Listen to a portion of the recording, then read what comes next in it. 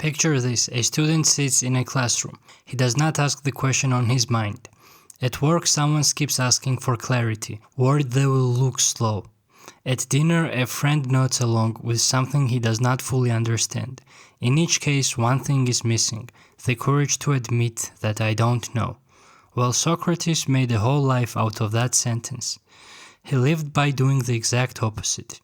He would constantly ask simple, direct questions. Questions many people thought were obvious or even silly, but asking them gave him a kind of freedom most of us never experience.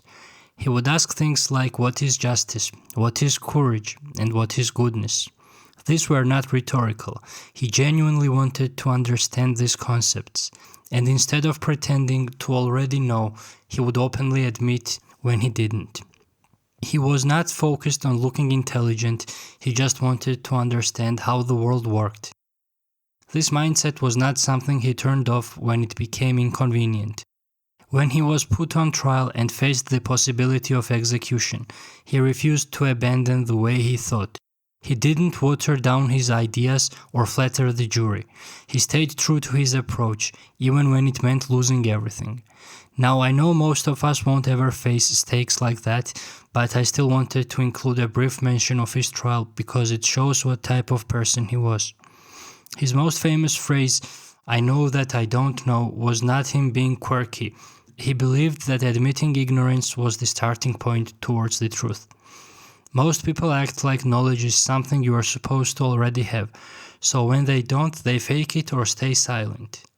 Socrates refused to do that. By being honest about what he didn't know, he kept himself open to learning. He did not need to win arguments. He did not need to be right. He understood that being wrong was the starting point of acquiring wisdom. It showed him where his own thinking needed to work. And because he valued knowledge more than his image, he was not afraid to look foolish. That's what set him apart. He was not fearless in a dramatic sense, he just was not driven by fear because his curiosity was stronger.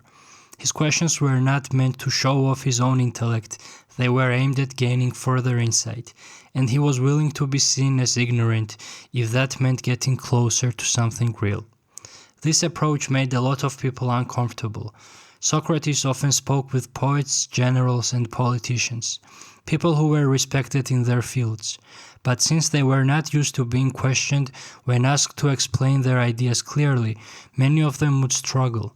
Socrates did not try to embarrass them, he just asked questions, listened, and pointed out where things did not add up.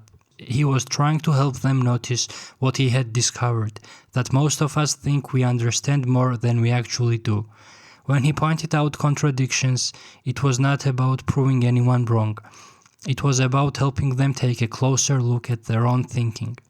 Ultimately, Socrates was free because he was not performing. He wasn't afraid to be wrong. He was not afraid to ask basic questions, and he was not worried about looking like he did not have the answer. Most of us live with constant pressure to appear competent. Many of us still avoid asking basic questions out of fear of looking foolish. We perform knowledge, pretending to understand, instead of genuinely seeking clarity. This pressure to appear competent blocks our ability to truly learn. But Socrates showed that there is another way. Real clarity does not come from protecting our image. It comes from being curious enough to ask and honest enough to admit when you don't know something. Thanks for watching.